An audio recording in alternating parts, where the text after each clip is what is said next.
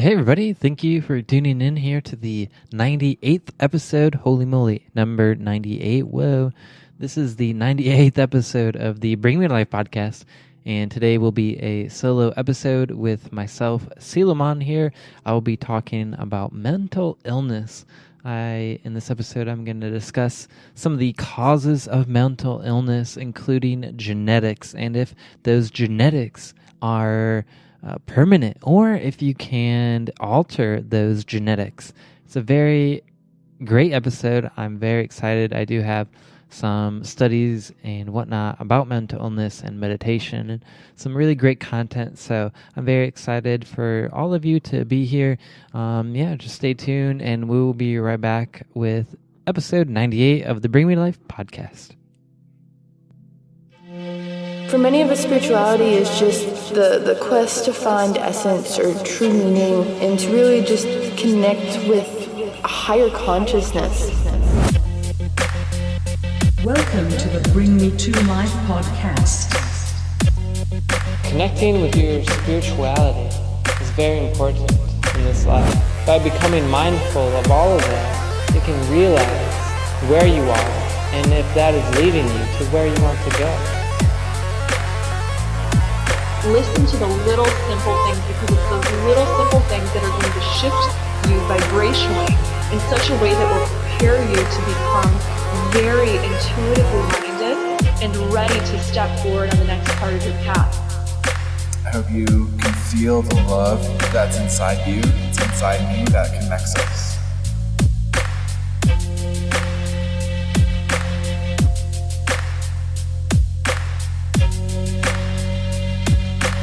Awakening humanity to spirituality and higher consciousness.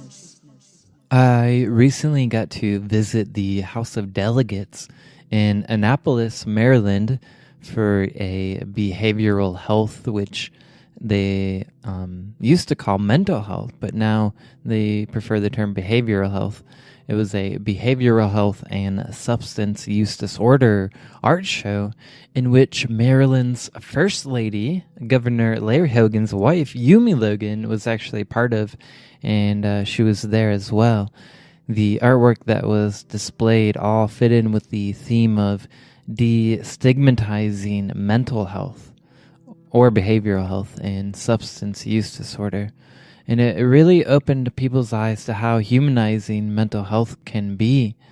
So in honor of that, I wanted to do an episode on the Bring Me to Life podcast on mental health. So in this episode, I'll get to talk a little bit about what causes mental illness, if it's in our genes, what we can do to alter those genes, and more. But before we get into that content, I wanted to let you know that I'm not a PhD, I'm not a doctor, this isn't stuff that I went to school for, but most of what I'm going to talk about is from personal experience and some research that I've done. So I wanted to start off by talking about some of the causes of mental health. And so I think some of the more common ones could be stress in our life. You know, when we go through our lives, our day-to-day, a lot of us have bills that we have to pay. We have to work jobs, sometimes multiple jobs, just to pay those bills. And that can be very stressful in our lives. And I think that can lead to a lot of, even beyond mental health problems, but also mental health problems. You know, it can lead to depression, which I think is huge in mental health. You know, when people experience depression, I think we've, all experienced that in different levels and extremes. But, depression is not a very enjoyable experience. It can cause a lot of harm in our lives. It can make us, do things that we normally wouldn't do if we were feeling healthy, if we were feeling good about ourselves. Anxiety is another one that I believe is a big contributor to mental health. It's along the same lines of stress. A lot of people have anxiety if too much is going on all at one time, or they're at a job, and that job, everyone comes at them at once, and they start feeling really anxious, and that can cause a lot of problems in our lives. Also, our environment is a huge contributor, because what we have around us is what is going on within us. If we're in an environment that is unhealthy, you have people around you that are constantly putting you down, people that are, not being nice to you. That's our environment. So it can include not just people, but certain kinds of plants. If you live in a neighborhood where there's no flowers, or there's just weeds growing, that can affect our health mentally and physically. And also the genetics, which I think is something that a lot of people would think is big in mental health, which it is for sure. And this is something that I'll talk a little bit more in this episode than the other causes. So mental illnesses, say, that may run in families, they could be passed down on from parents to children through our genes. And so for those that don't know, genes contain our instructions for the function of each cell in our body, and our genes are responsible for how we look, how we act, and think, and all that good stuff. However, just because your mother or your father may have had has a mental illness doesn't mean that you will have one. This just means that you may be more likely to get the condition than if you didn't have an affected parent or family member.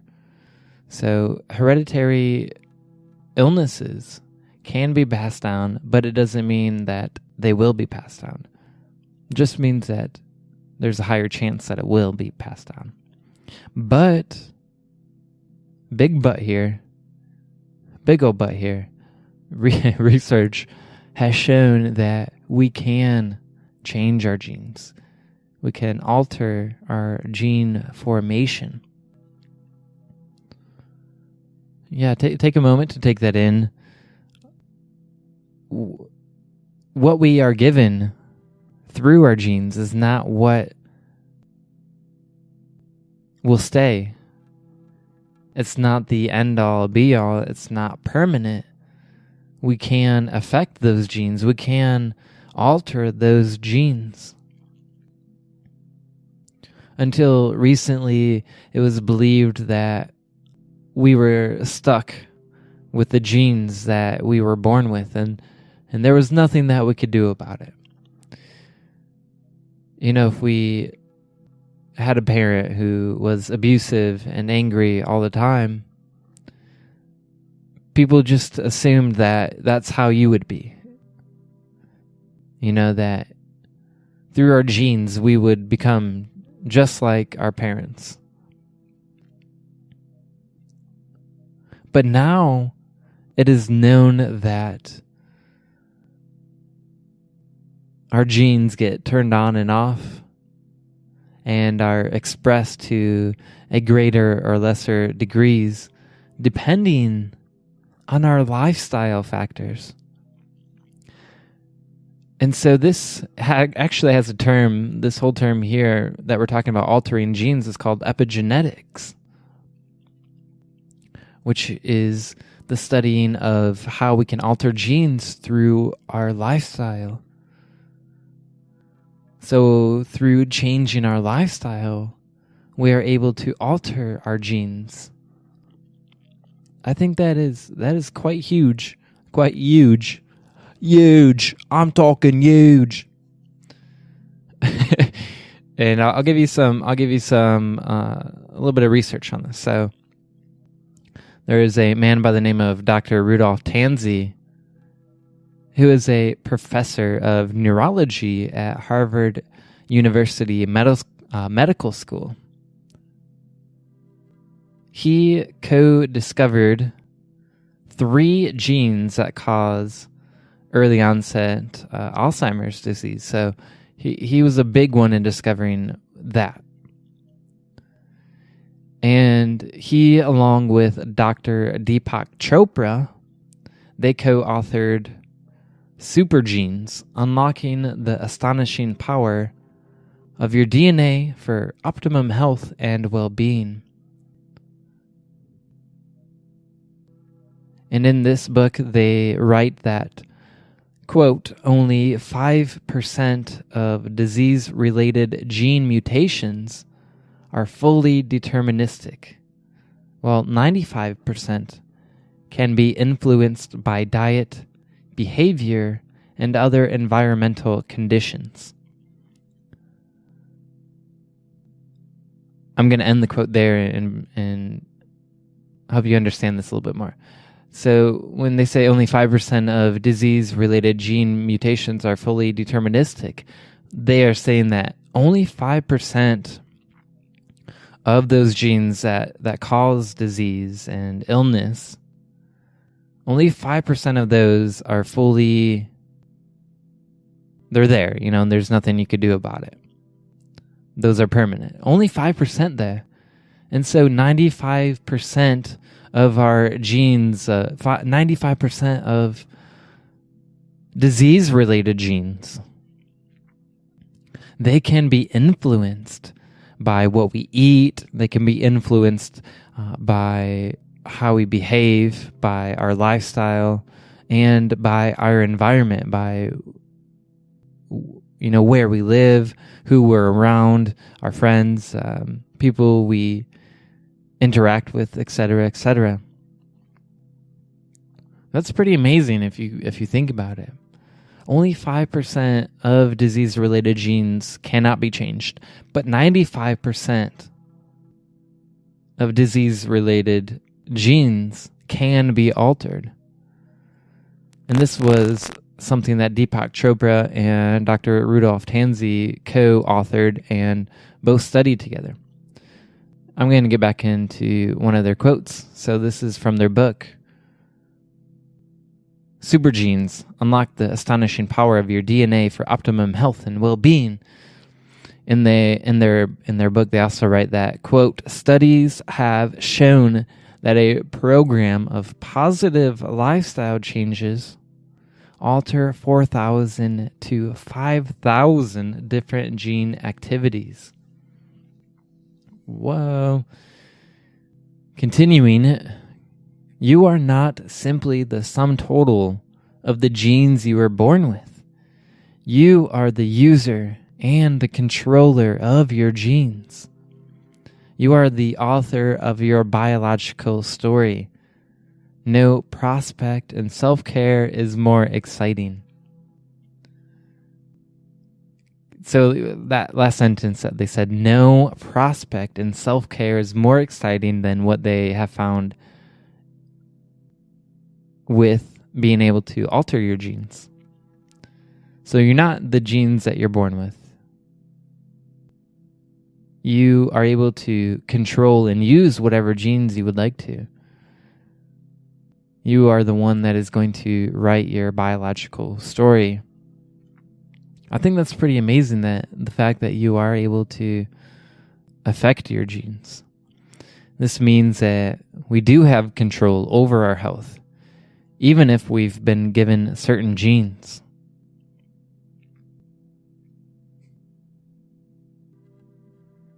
It means that our lifestyles can alter gene expression.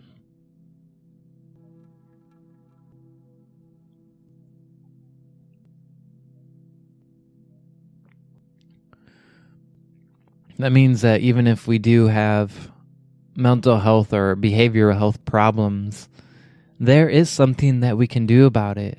We can alter those genes through our lifestyle changes.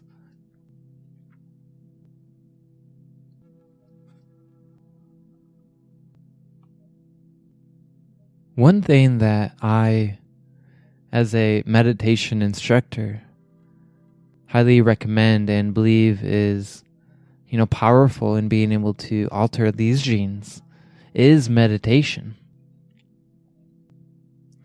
And I'm not just coming in here cold saying that. I have some actual studies that back this up.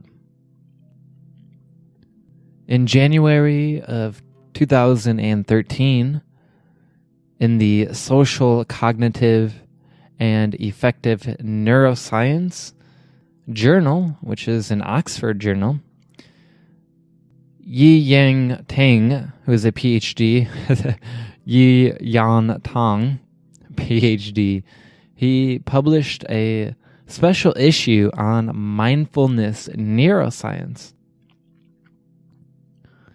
In this journal, in this publishing that he had, he stated that mindfulness meditation appears to bring about favorable structural changes in the brain.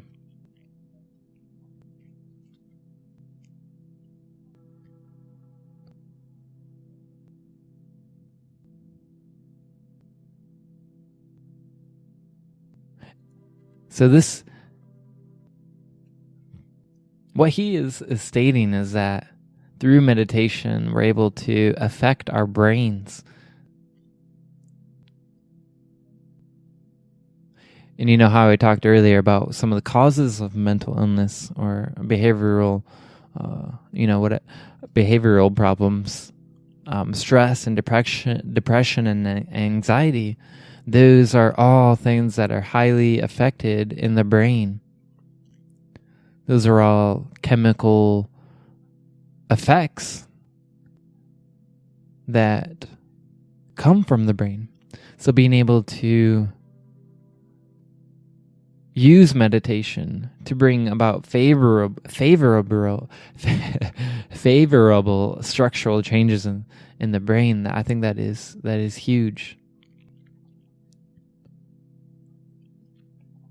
And then when you begin to create those changes within your brain, you start to be less stressed. You begin to become less depressed. You feel more happy and calm.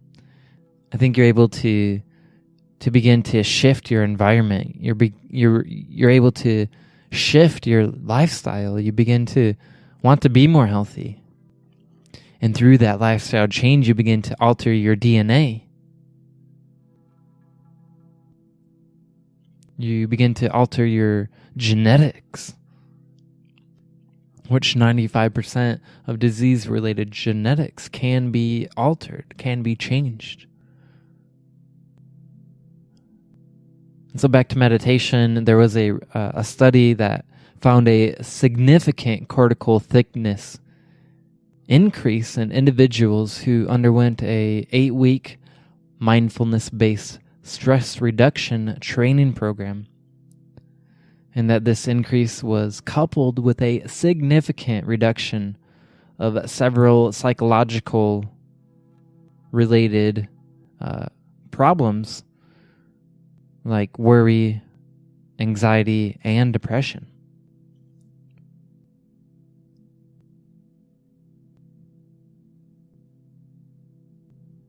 I think that is really amazing. Is that there are studies that show that meditation can significantly reduce psychological problems related to worry, anxiety, depression, and stress.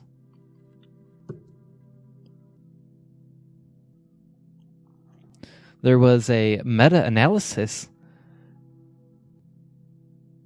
that supported the use of mindfulness-based stress reduction to alleviate symptoms of a variety of mental and physical disorders.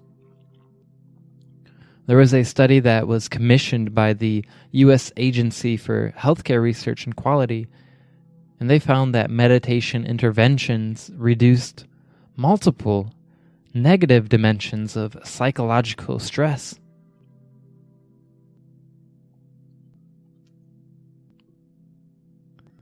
There are other reviews and studies that show that mindfulness meditation has several mental health benefits, such as bringing about reductions in depression symptoms. And mindfulness meditation also appears to be a promising intervention for managing depression in the youth. So young people are beginning now to use meditation for managing depression.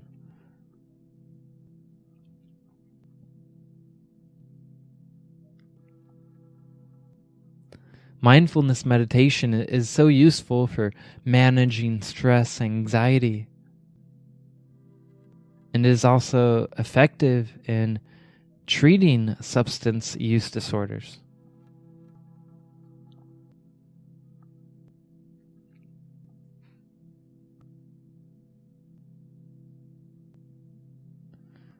And that was published in a systematic review of the evidence by Chiza. That was in April 2014. Studies like this have been going on for a while now.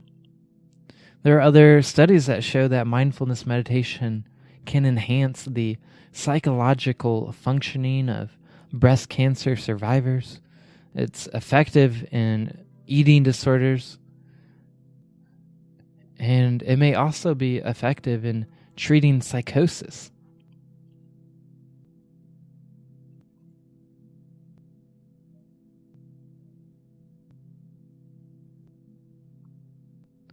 Mindfulness meditation can contribute to a more coherent and healthy sense of self and identity and purpose. And that's when considering aspects such as a sense of responsibility, your authenticity as a person, your compassion, your self-acceptance and character, all that. And I think that those all contribute to behavioral problems and mental illness. You know, a lot of people who don't know why they're here on earth, they don't know what their purpose is, they don't feel a sense of purpose in their lives. You know, that can be depressing. That can lead to some major health problems. And so through meditation, you're able to connect more with yourself. You're able to get a deeper sense of purpose.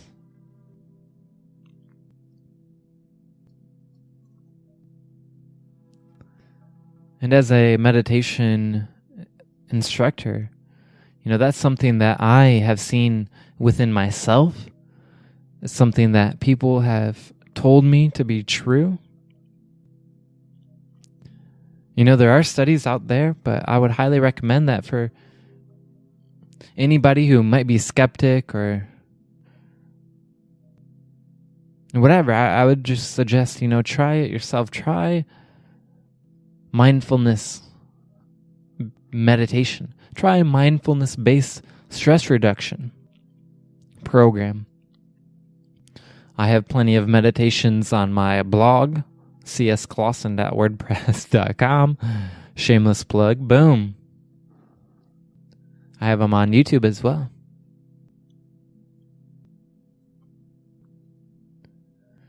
And so when I say mindfulness-based stress reduction or mindful meditation, that is really just being mindful of how you feel physically, mentally, just becoming mindful of your thoughts, mindful of your feelings.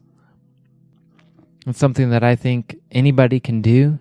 You can do it for 5 minutes or half an hour. But definitely the more you do it, the more benefits that you'll get from it. And so that's all I have for this episode. I want to thank you all for tuning in and listening to what I have to say. I greatly appreciate it. If you enjoyed this episode and the content, please share it with all your friends on any of your favorite social medias. Greatly appreciated. Thank you all for tuning in once again, and have a great rest of your day.